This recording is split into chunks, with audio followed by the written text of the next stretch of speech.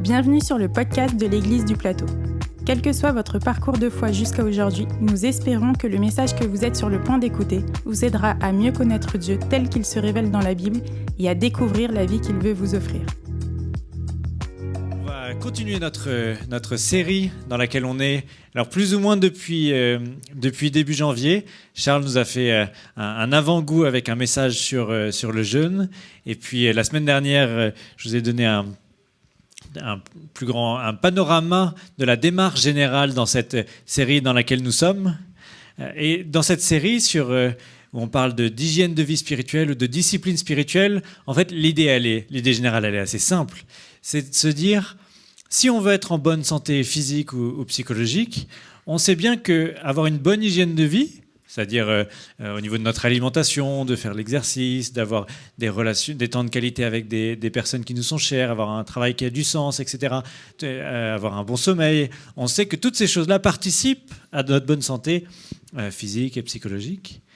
Et dans cette série, on explore le fait que c'est à peu près la même chose, en tout cas c'est similaire pour notre santé spirituelle, qu'on a besoin d'une certaine bonne hygiène de vie spirituelle si on veut continuer d'être en bonne santé spirituelle et voir notre relation avec Dieu grandir.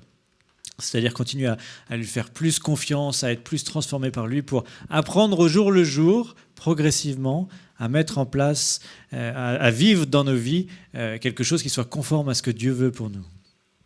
Alors aujourd'hui, on va entrer dans le vif du sujet d'une discipline en particulier, comme on l'avait fait avec le jeûne avec Charles il y a quelques semaines. Aujourd'hui, on va voir la lecture et l'étude de la Bible. Alors c'est, pour le coup, pas très original. J'imagine que lorsqu'on a commencé, pour ceux qui sont des habitués de l'Église, si on aborde l'idée d'une discipline spirituelle, d'une hygiène de vie spirituelle, à un moment ou un autre, vous imaginiez peut-être qu'on allait parler de lire la Bible, de l'étudier. Et je voudrais simplement vous relire le texte avec lequel on avait terminé la semaine dernière. C'est un texte que j'avais cité comme un panorama, une description de l'objectif, de la raison pour laquelle on veut avoir cette bonne santé spirituelle, de la direction dans laquelle on va avancer dans nos vies. Je vous relis un extrait de ce texte en Éphésiens 4, versets 13 à 16. « De cette façon, nous parviendrons tous ensemble à l'unité de la foi dans la connaissance du Fils de Dieu. Nous prendrons ensemble une stature parfaite d'adulte à la mesure de la plénitude du Christ. Alors nous serons plus des enfants emportés par les vagues ou le tourbillon de toutes sortes de doctrines, trompés par des personnes qui recourent à la ruse pour entraîner les autres dans l'erreur. » Quand on voit ce texte et qu'on l'apprécie comme l'objectif vers lequel on veut aller, alors c'est assez clair, si on veut parvenir à l'unité de la foi dans la connaissance du Fils de Dieu, sans être emporté par toutes sortes de doctrines, ni être trompé par des personnes qui recourent à la ruse pour entraîner les autres dans l'erreur, si on veut vivre toutes ces choses-là sur le long terme dans nos vies, ça implique nécessairement de connaître le message de la Bible, de pouvoir se plonger dedans et se laisser façonner par le message de la Bible. Pour ça, il n'y a pas de raccourci, il n'y a pas de formule magique. Ça implique que ça fasse partie de notre vie normale, de notre quotidien, si on veut pouvoir voir notre vie évoluer dans ce sens-là, de ne pas être emporté dans toutes les directions, mais être ferme vis-à-vis de ce que dit la Bible. Alors, petite précision en introduction pour être clair. Quand je dis ça, et une bonne partie de ce que je dirai ensuite, sous-entend que la Bible est la parole de Dieu, qu'elle a de la valeur, que c'est quelque chose qui est donné comme un cadeau pour l'humanité. Si je vous lis juste un verset parmi tant d'autres dans la Bible à ce sujet, Psaume 119, verset 72, « L'enseignement qui sort de ta bouche vaut mieux pour moi que des milliers de pièces d'or ou d'argent. » Donc tout ça suppose qu'on a cette appréciation de la Bible comme un cadeau de Dieu d'une très grande valeur. Et en fait, faire entrer la Bible dans notre quotidien, dans notre discipline de vie quotidienne, on peut le voir comme une manière de limiter notre dissonance cognitive, le décalage entre notre conviction de la valeur de la Bible et la pratique dans notre quotidien. De ne pas avoir cette séparation entre le fait de dire « Oh, elle a une très grande valeur » et puis dans les faits, que ça se manifeste d'aucune manière dans notre quotidien. Alors, peut-être que ce n'est pas notre conviction commune à tous, et il n'y a aucun problème avec ça. Si tu es là et que tu n'es pas forcément convaincu que la Bible a été inspirée par Dieu, que c'est un cadeau de Dieu, tu es absolument le bienvenu parmi nous. Et puis surtout, en fait, ça ne change pas grand-chose, parce que tout ce que je veux dire d'exhortation à lire la Bible, à essayer de comprendre son message, c'est tout aussi valable si, lorsqu'on est en train de se poser des questions, est-ce que la foi chrétienne est juste, elle est vraie, est-ce que c'est ça que je veux vivre dans ma vie, est-ce que ça a de la valeur, c'est difficile d'arriver à une conclusion à ce niveau-là sans la lire et de se faire sa propre opinion. Il y a besoin de la lire aussi. Donc, quelle que soit notre conviction par rapport à la Bible, je nous encourage à la lire régulièrement, soit pour découvrir si elle a vraiment de la valeur, soit pour réduire ce décalage profond qu'on a des fois dans notre vie chrétienne entre notre discours de dire oui, la Bible a beaucoup de valeur, et puis au quotidien, que ça ne se voit pas forcément dans les faits. Alors, comme la semaine dernière, je vais reprendre un peu cette image d'un entraînement sportif et un peu la construction de notre programme d'entraînement pour voir comment on peut s'entraîner à ce que cette Bible à laquelle on donne de la valeur puisse porter du fruit et façonner et nous permettre de grandir dans notre relation avec Dieu. Et je vais présenter les choses au travers de trois niveaux d'entraînement. Le premier, serait ce que j'appellerais l'hygiène de vie minimum, et puis bien sûr je développerai ces termes ensuite. Ensuite, un niveau que j'appellerais des compléments utiles, et ensuite peut-être la formulation la plus mystérieuse, des formations ministérielles. Mais je vais essayer d'aller assez vite sur la présentation de ces catégories. Je vais vous donner des exemples sur la forme que ça peut prendre dans nos vies. Et ensuite, comme à notre habitude, on aura la possibilité d'échanger, parce que je suis intéressé de savoir ce qui dans votre quotidien vous aide, permet de grandir dans votre relation avec Dieu au travers de la lecture et de l'étude de la Bible. Donc voilà, tout ça c'est des catégories qui nous permettent d'y voir plus clair, et ensuite on pourra échanger ensemble pour voir ce qui vous aide réellement au quotidien. Alors on va commencer par le premier niveau, qui est ce que j'appelle l'hygiène de vie minimum, ce qui est le service minimum si on veut pouvoir grandir et non seulement mieux connaître la Bible, mais qu'elle puisse porter du fruit dans nos vies. Pour reprendre l'image de l'entraînement sportif, je pense dans tous les sports, il y a certaines pratiques qui sont communes à tous, du premier jour où on fait le sport jusqu'au dernier. Si je prends l'exemple de l'escalade, qui me parle un petit peu en ce moment, on parle en escalade de faire des kilomètres. C'est-à-dire de monter, descendre, monter, descendre, monter, descendre. Et alors bien sûr, pour les coureurs aussi, ou les cyclistes, on parle de faire des bornes aussi. En escalade, je trouve que ça résonne différemment, dans le sens où on monte 3 mètres à la fois, ou 4 mètres à la fois. Et donc faire des kilomètres, il s'agit de passer beaucoup de temps sur le mur. Et cette notion, elle est commune à tous ceux qui font de l'escalade. Quand on démarre, avant de chercher à faire de la technique, avant de chercher à travailler des choses en particulier, il s'agit de passer suffisamment de temps sur le mur. Et quand on est ensuite professionnel, on n'arrête pas de faire l'escalade, on ne se met pas à faire juste d'autres exercices complémentaires, on continue à passer beaucoup de temps sur le mur. Et tout le reste est complémentaire pour cette expérience de base qui est vraiment le fondement si on veut progresser. Et c'est ce que j'entends par hygiène de vie minimum, c'est toutes ces choses qui sont pas forcément le b.a.-ba dans le sens des choses qu'on fait au début et qu'on ne fait plus après, mais le minimum pour pouvoir continuer à grandir tout au long de sa vie. Alors le premier élément qui rentre dans cette catégorie-là, il est assez évident, c'est le fait de lire la Bible régulièrement. Peut-être que quand j'ai commencé là, depuis que je commence à parler de ce sujet, c'est peut-être même le seul sujet où vous me dites, voilà, c'est ça la discipline spirituelle au sujet de la Bible, c'est de lire régulièrement sa Bible. Alors, c'est pas pour rien que c'est un peu évident et c'est un peu basique, c'est que oui, si on veut comprendre le message de la Bible, ça va être difficile de comprendre et d'être transformé par ce message sans la lire. Comment est-ce qu'on peut espérer se protéger aussi de faux enseignements si soi-même on ne l'a jamais lu? Donc c'est évidemment le point de départ. Il y a un texte, une loi dans l'Ancien Testament qui m'interpelle beaucoup à ce sujet-là. En Deutéronome 17, il y a un certain nombre de règles concernant les rois, ce qu'ils doivent faire et ne pas faire. Et la dernière des instructions, c'est la suivante, et elle concerne justement cette relation personnelle et quotidienne avec l'enseignement de la Bible. Donc Deutéronome 17, versets 18 à 20. Quand il se sera assis sur son trône royal, il écrira pour lui, dans un livre, un double de cette loi qu'il prendra auprès des prêtres lévites. Il devra l'avoir avec lui et la lire tous les jours de sa vie, afin d'apprendre à craindre le Seigneur, son Dieu, et à observer toutes les paroles de cette loi et toutes ses prescriptions en les mettant en pratique. afin que son cœur ne s'élève pas au-dessus de ses frères et qu'il ne s'écarte du commandement ni à droite ni à gauche, afin qu'il prolonge ses jours dans son royaume, lui et ses fils, au sein d'Israël. » Ce qui m'interpelle, c'est la position particulière du roi. Il avait clairement jamais été roi, mais j'imagine que ça prend du temps, que ça implique un programme assez chargé. Et puis il avait à sa disposition tous les enseignants de la loi. Il pouvait leur poser n'importe quelle question quand il voulait. C'était une version un peu anticipée de ChatGPT, quoi. Il avait à disposition il pouvait poser toutes les questions et avoir toutes les réponses quand il voulait.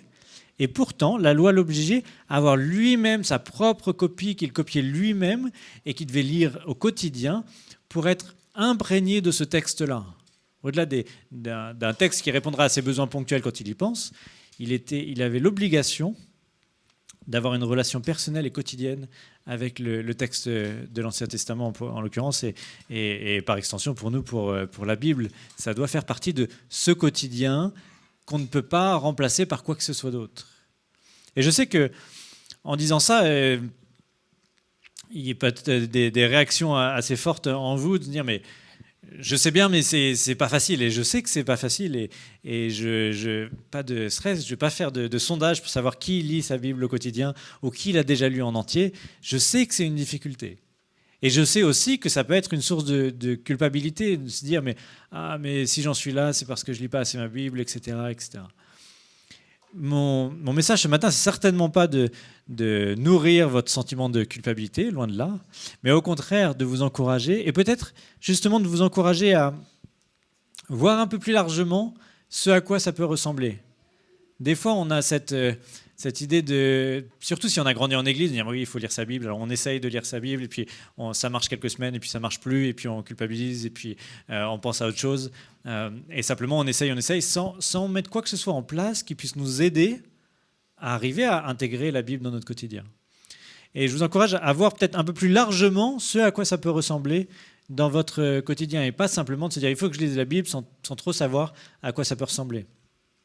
Je vais dire très rapidement quelques pistes de réflexion, mais c'est vraiment pour vous encourager à expérimenter, à voir un peu plus largement ce à quoi ça peut ressembler. Déjà, ça c'est peut-être une évidence, mais peut-être que certains ont grandi à une époque où vous n'avez jamais rencontré une Bible papier. Avant, on lisait la Bible sur des Bibles en papier. C'est toujours possible, ils en vendent encore aujourd'hui. Mais ce n'est pas non plus un problème de lire sa Bible sur téléphone. En tout cas, tout l'enjeu, c'est de savoir qu'est-ce qui marche pour vous, d'être assez pragmatique. Si, quand vous lisez votre Bible sur le téléphone, vous passez 90% du temps sur Instagram et 10% du temps sur la Bible, peut-être que la Bible papier, c'est mieux. Si, à l'inverse, vous n'avez jamais votre Bible avec vous et que dans les transports, c'est peut-être plus facile sur téléphone, lisez sur le téléphone. C'est pas un enjeu de bien ou de mal, mais d'expérimenter pour savoir qu'est-ce qui marche pour vous. Et j'ai mis une petite astérix parce que je vais en faire la pub un certain nombre de fois. Si vous utilisez sur téléphone, je vous recommande, alors c'est peut-être une évidence pour certains, l'application YouVersion, qui s'appelle, le logo c'est directement Bible, mais si vous cherchez à la télécharger, c'est YouVersion, avec une myriade de traductions et puis plein d'autres options que je vais mentionner. Et justement, une autre manière de lire la Bible, c'est d'écouter la Bible. Ce qui peut paraître différent de la forme entre guillemets traditionnelle, mais à l'époque du Nouveau Testament, l'essentiel des personnes écoutaient la Bible quand tout le monde n'était pas forcément lettré et n'avait pas accès au texte sur l'équivalent du papier de l'époque. C'était évident qu'ils allaient écouter la Bible. Et nous, on a cette possibilité-là d'avoir notre téléphone ou notre ordinateur qui nous lit la Bible, notamment sur YouVersion. Il y a plein de traductions, quelle que soit la langue, qui sont en audio, et ça peut... Moi, je sais que personnellement, maintenant, j'écoute plus la Bible que je la lis parce que ça correspond beaucoup mieux à ce qui fonctionne pour moi dans mon quotidien. Donc, pareil, si vous n'avez jamais essayé, je vous encourage d'essayer en audio. Et puis après, sur la manière, à quel rythme et tout ça, il y a tellement de choses de possibles. Vous pouvez utiliser un plan de lecture, ce qui vous permet peut-être d'aller à un certain rythme. Si vous voulez lire la Bible en un an, c'est intéressant d'avoir justement YouVersion qui vous rappelle tous les matins, tiens, tu devrais lire ça ce matin si tu vas arriver à lire la Bible en un an. Ou si tu veux lire juste le Nouveau Testament. Il y a plein de plans qui peuvent vous aider à avancer dans votre lecture à un certain rythme. Mais l'enjeu, c'est pas la quantité, c'est pas de faire du chiffre, c'est pas de dire à Dieu, t'as vu le nombre de chapitres que j'ai lus, tu devrais être content. parce que ça peut prendre d'autres formes. Ça peut être des lectures plus méditatives, de dire aujourd'hui, je vais prendre 5 versets, 10 versets, et je vais prendre le temps de les ruminer tout au long de la journée, ou peut-être pendant 1 heure le matin, et d'y aller lentement, ou peut-être de mentionner désolé, j'ai pas d'équivalent en français, mais Bible journaling, ou Barbara vient d'en acheter une, je ne sais plus ce qu'il y a marqué dessus, je crois qu'il y a marqué journal de bord. Donc c'est le fait de pouvoir le faire, de lire sa Bible avec un stylo et de prendre des notes, de pouvoir faire des flèches, raturer, surligner, etc. Ça peut vous aider. Et là, évidemment, vous allez lire moins vite, mais ça peut vous permettre de bénéficier nettement plus de ce que vous allez lire que si vous aviez lu 4 chapitres en mode automatique. Donc, tout ça pour dire que c'est pas, j'ai certainement pas d'instruction de dire c'est la manière dont vous devriez lire votre Bible. Par contre, je vous encourage, en particulier si vous avez des difficultés, si tout se passe bien, si vous avez votre routine, d'une certaine manière, oubliez tout ce que j'ai dit. Mais si vous êtes en difficulté, testez. Dites, ce mois-ci, je vais essayer de lire ma Bible comme ça. Et puis, je vais faire le point. Est-ce que ça marche? Est-ce que ça ne marche pas? Et de continuer à essayer différentes choses jusqu'à pouvoir développer une routine qui vous aide réellement.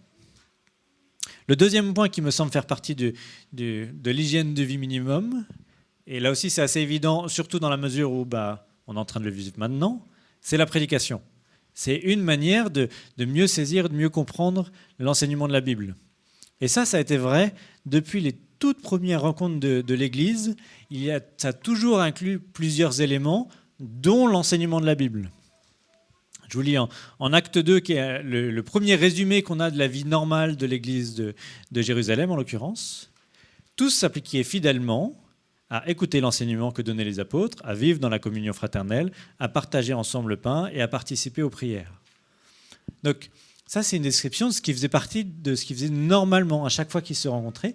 Et ça incluait différentes choses, dont l'enseignement de la Bible, pour qu'ensemble, il y ait cette possibilité de grandir non seulement dans la compréhension de ce que dit la Bible, et de cette mise en pratique, de discerner ensemble ce que ça implique pour nos vies.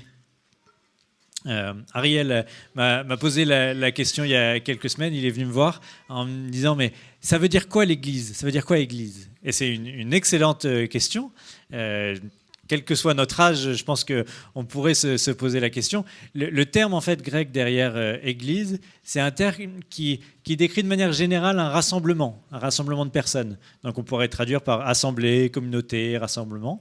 Et c'est aussi ça l'Église, c'est de se rassembler ensemble, d'être ensemble régulièrement pour vivre un certain nombre de choses. Et lorsqu'on se rassemble dans l'enseignement de la Bible, c'est clair que l'enseignement de ce que dit la Bible et comment on la met en pratique fait partie des raisons pour lesquelles on se rassemble. Des raisons pour lesquelles on ne peut pas être simplement chrétien tout seul, mais que faire partie de l'Église, c'est faire partie d'un rassemblement de personnes qui notamment cherchent à mieux comprendre la Bible et cherchent à mieux la mettre en pratique dans notre quotidien. Alors, en pratique, je n'ai pas de grandes surprises à vous annoncer. Il y a un aspect très concret qu'on est en train de vivre. Je vous encourage à bénéficier des prédications, des messages qu'on peut vivre ici à l'Église du Plateau. J'ai aucune difficulté. Et au contraire, je vous encourage à écouter d'autres prédications, d'autres prédicateurs, d'autres églises. Il n'y a pas un truc, vous ne faites pas une infidélité ni à moi ni à l'église si vous écoutez d'autres prédicateurs. Il n'y a pas de souci avec ça. La semaine dernière, Tiffany a parlé de John Mark Comer. Je vous recommande, si vous êtes anglophone, d'écouter des prédications de John Mark Comer. Cela étant dit, je vous encourage à le faire comme un complément de ce qui peut être vécu à l'église et pas pour remplacer. Pas parce que les prédications sont meilleures ici qu'ailleurs. En l'occurrence, j'aimerais pouvoir prêcher comme John Mark Comer. Il n'y a pas de souci, ce n'est pas une compétition. Mais encore une fois, parce que l'Église, c'est le rassemblement des chrétiens, on veut aussi vivre quelque chose ensemble, d'être à la même page. Par exemple, pour prendre l'exemple de cette série, d'avoir vécu ensemble cette série concernant l'hygiène de vie spirituelle, concernant les disciplines spirituelles, pour qu'ensemble on puisse s'encourager dans cette direction et que ce ne soit pas un vocabulaire qu'on aurait découvert ou quoi, où on ne sait pas trop qui est en train d'apprendre des choses différentes à tel ou tel moment. On veut vivre aussi quelque chose ensemble autour de la Bible. Et dans ce sens-là, je vous encourage à suivre les prédications qui sont données ici, y compris si vous êtes absent ou je sais bien aussi que pour les jeunes parents qui essayent de consacrer au moins une demi-oreille à ce qui est dit le dimanche matin, il y a quand même une partie significative de l'enseignement qui disparaît. On a Spotify pour pouvoir revenir dessus dans la semaine, et ça nous permet ensemble de grandir dans la même direction et pas simplement individuellement. Et un dernier élément qui, là aussi, montre, pour moi, souligne à quel point vivre la place de la Bible dans nos vies implique de le faire aussi ensemble, c'est d'étudier la Bible en petits groupes. Et pour ça, on a pas mal d'options ici à l'Église du Plateau. On a les GBU, alors ça c'est réservé aux étudiants. Il y a plusieurs GBU sur le campus, mais si vous voulez régulièrement avoir des temps où là on a le texte et on prend une demi-heure, 1 heure et on décortique le texte pour bien le comprendre, je vous encourage vraiment à participer au GBU. Il y en a un à Centrale Supélec, il y en a un à l'ENS, il y en a plus du côté du quartier Polytechnique. Donc profitez cette occasion pour pouvoir s'encourager ensemble à étudier la Bible. C'est le cas aussi avec nos meet-up, nos petits groupes de maison. Et là-dedans, j'inclus aussi les rencontres Samedi Plateau pour les étudiants et les jeunes actifs. Où, là, on ne fait pas que ça en général, comme pour beaucoup de choses dans l'Église. Si vous êtes nouveau, vous allez aussi le remarquer. On mange aussi beaucoup, mais on étudie aussi la Bible. En général, on essaie de consacrer un temps à étudier la Bible, et ça peut être un encouragement pour le vivre ensemble et essayer de creuser la Bible ensemble. Et puis, quelque chose peut-être sur lequel on communique moins régulièrement, mais on a des groupes de croissance.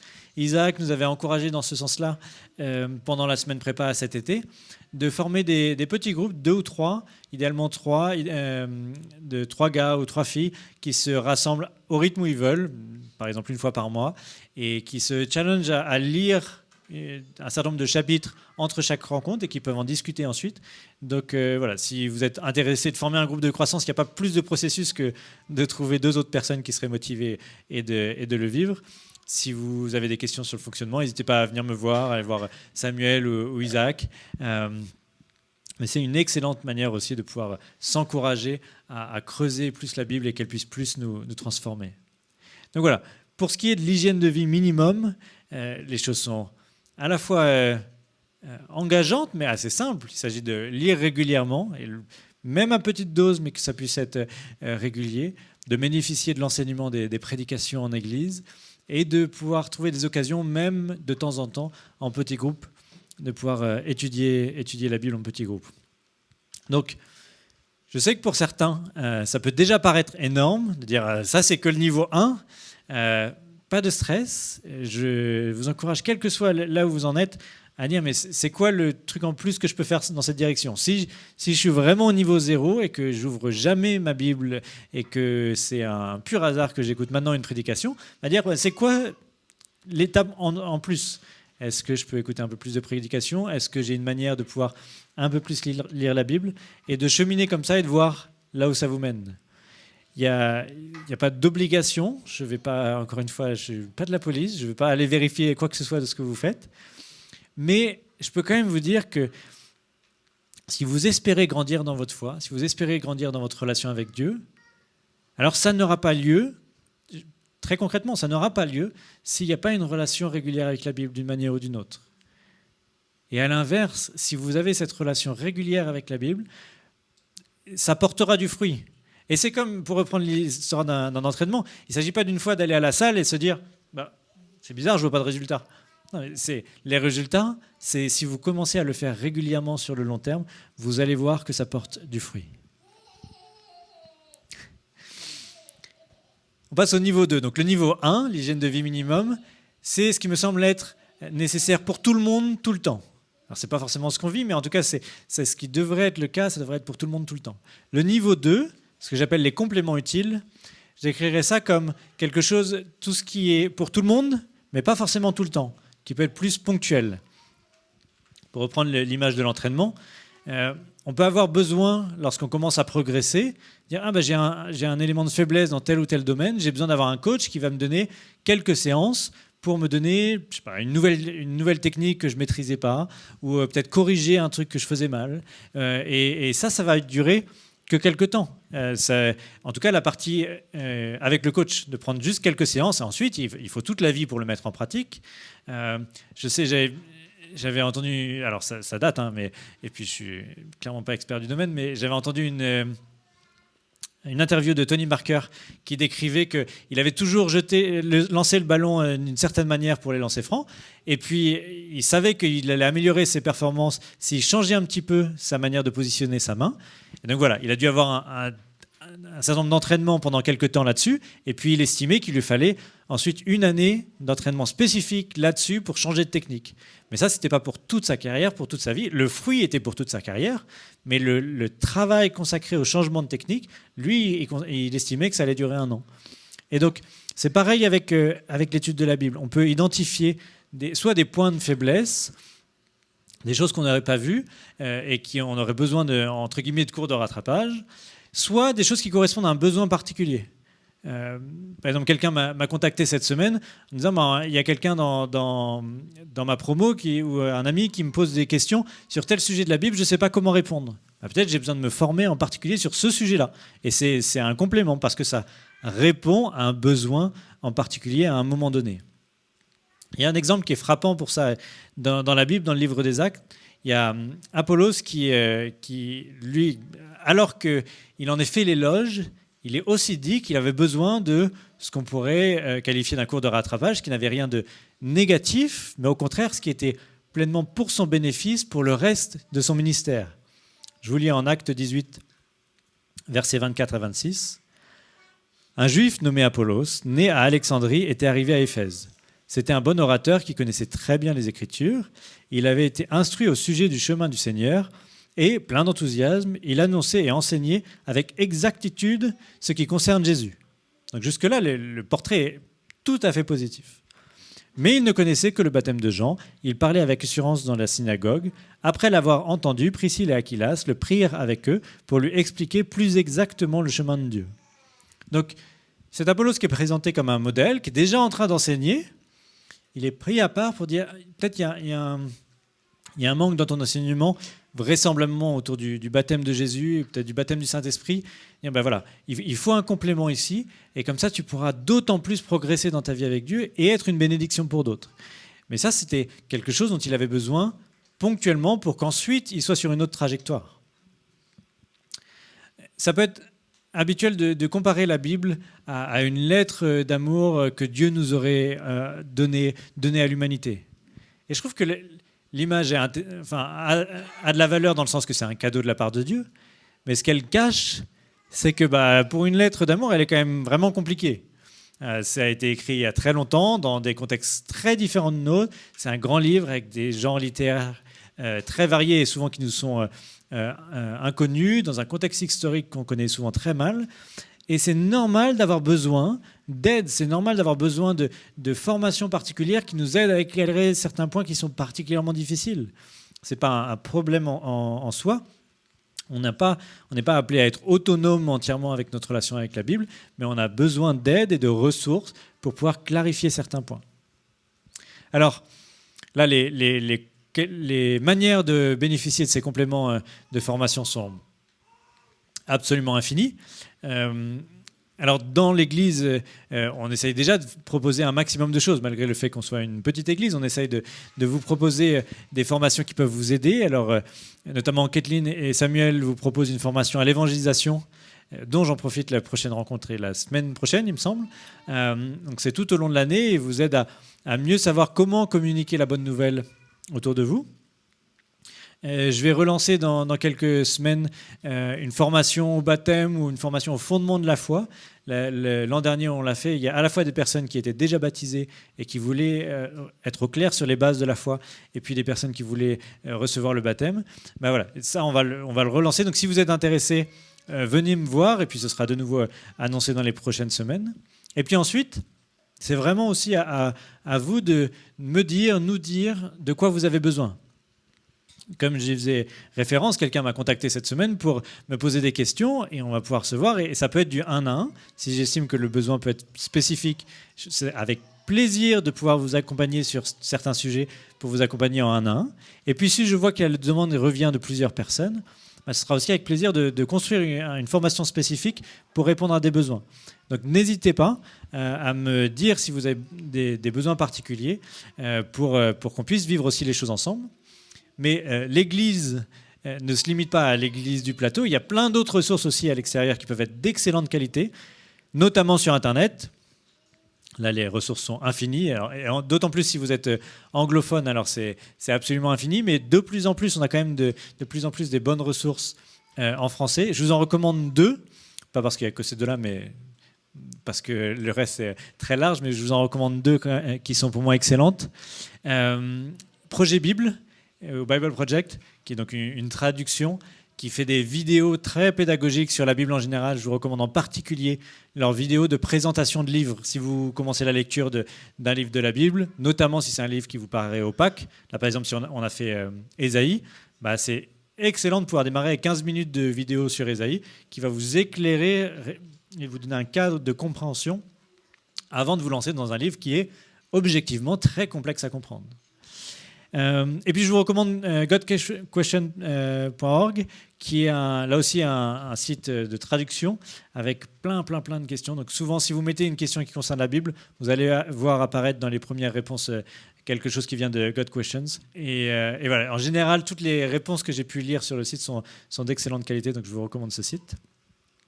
Et puis, n'hésitez pas à me poser la question, peut-être que je vous renverrai vers des ressources Internet. Et puis, c'est pareil avec les livres. Les livres, il y a une infinité de ressources pour des sujets spécifiques qui peuvent aller beaucoup plus loin que ce qu'on peut vivre des fois en église. Donc, n'hésitez pas à venir me voir pour me poser la question. Peut-être je vous recommande aussi d'aller voir Cynthia, qui est un peu notre libraire ou notre bibliothécaire de l'église. Elle a souvent plein de ressources, même parfois qu'elle peut vous prêter. Je m'encourage, je m'engage pour quelqu'un d'autre pour que quelqu'un d'autre prête ses livres. C'est valable pour moi aussi, il n'y a pas de souci pour vous prêter mes livres. Mais voilà, restez pas tout seul ou toute seule avec vos questions.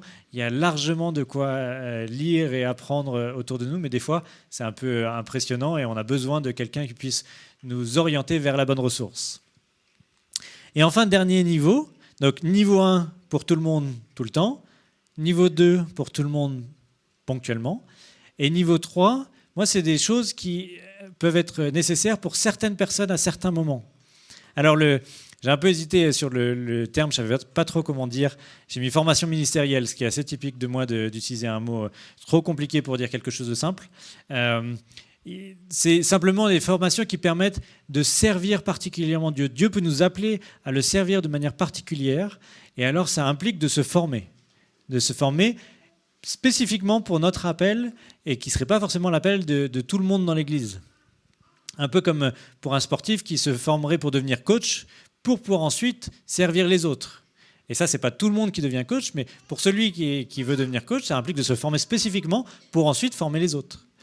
Et ça, alors il y a l'aspect un peu évident, c'est que le Nouveau Testament parle de ceux qui sont responsables d'église et qui ont cette mission particulière, qui reçoivent cette mission particulière d'enseigner l'Église.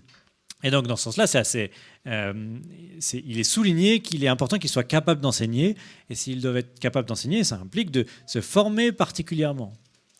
Mais si j'ai mis formation ministérielle plutôt que formation pastorale, c'est pour souligner que c'est tous les ministères, toutes les manières dont on peut être amené à se servir les uns les autres, à servir l'Église et à servir les personnes autour de nous. Et ça, c'est très large. Alors, il y a aussi d'autres ministères qui sont présentés dans la Bible comme apôtres, prophètes, évangélistes, pasteurs, enseignants, et qui impliquent des formations particulières.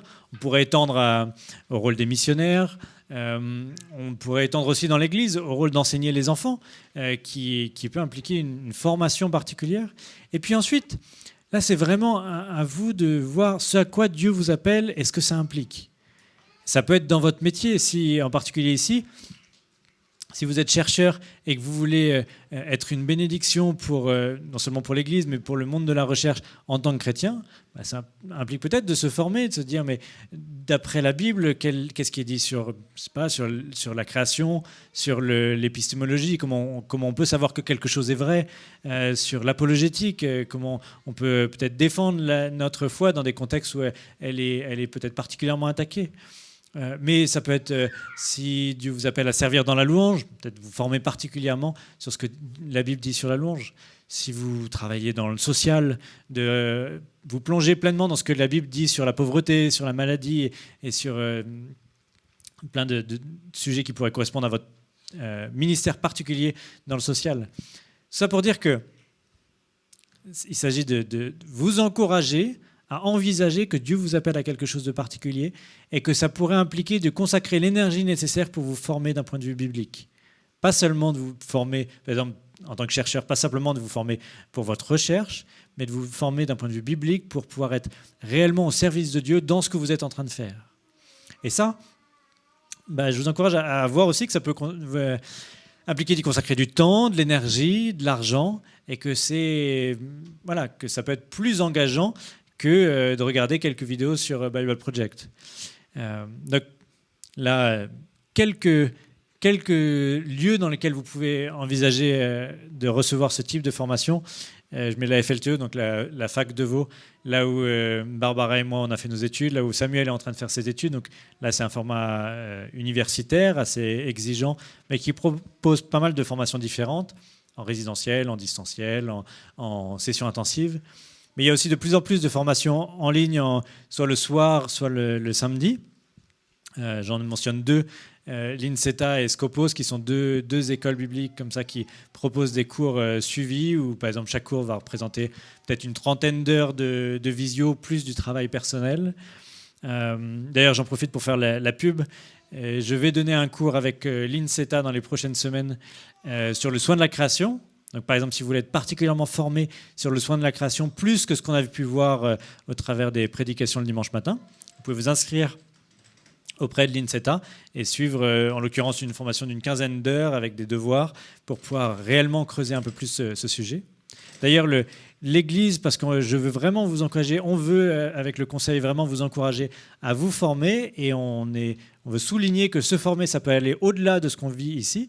Si vous voulez faire ce genre de formation et que vous vous rendez compte que le coût est trop élevé, l'Église peut vous soutenir à 50% jusqu'à une certaine limite, mais peut prendre en charge jusqu'à la moitié de vos frais d'inscription pour ce genre de cours. Donc, si ça vous intéresse, n'hésitez pas à venir me voir pour qu'on puisse voir si ça correspond et dans quelle mesure l'Église peut prendre en charge une partie de vos frais d'inscription, parce que l'Église veut vraiment vous encourager à vous former, et on croit que quand vous vous formez, vous devenez aussi une bénédiction les uns pour les autres, et que l'Église est au bénéfice des formations que vous pouvez suivre, quel que soit dans tel ou tel domaine particulier. Donc voilà un peu mon panorama. Donc, vous voyez, ça peut aller beaucoup plus loin que simplement la lecture de la Bible au quotidien, mais j'insiste.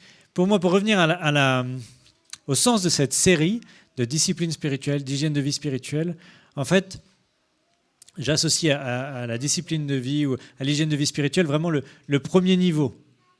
C'est ça qui devrait faire partie de des fondamentaux, de ce qui fait partie de notre quotidien, notre bonne manière de vivre la vie chrétienne si on veut voir du fruit sur le long terme. Mais quel que soit le reste sur les niveaux 2 ou niveau 3, je vous encourage à vous assurer que vous vivez déjà pleinement ce premier niveau. Et que si ce n'est pas le cas, ce n'est pas un sujet de culpabilité, mais c'est un sujet de réflexion. C'est-à-dire, mais qu'est-ce que je peux faire pour commencer à mieux vivre ce niveau 1 ? Et ensuite, à partir de là, de réfléchir, mais est-ce que j'ai des besoins particuliers ? Est-ce qu'il y a des manquements, des choses qui viendraient compléter ce que je peux retrouver dans la lecture du quotidien, dans les prédications, qui pourraient m'aider ? Et est-ce que Dieu m'appelle à quelque chose de particulier qui nécessite une formation particulière ?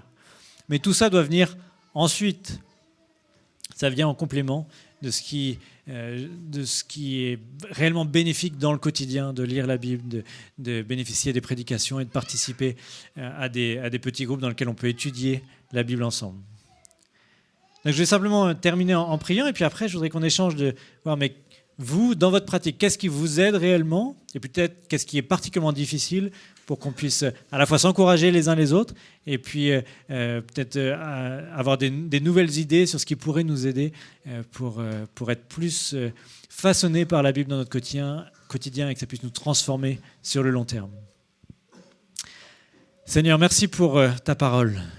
Seigneur, on croit qu'elle est un cadeau que tu nous donnes, et Seigneur, je te demande pardon pour le décalage qu'il peut y avoir parfois entre notre conviction que c'est un cadeau que tu nous donnes d'une grande valeur et la réalité dans laquelle nous faisons passer tellement de choses avant ta parole. Seigneur, viens nous aider, viens nous transformer, viens nous renouveler par ton esprit pour renouveler ce zèle, pour chercher à connaître ta volonté, et que notre lecture de la Bible ne soit pas simplement un exercice, mais que ce soit quelque chose qui vienne façonner nos vies pour toujours plus te ressembler tout au long de notre vie. Amen. Si vous voulez en savoir plus sur le message que vous venez d'entendre ou sur l'Église du Plateau, contactez-nous sur notre site égliseduplateau.fr ou sur nos pages Facebook et Instagram.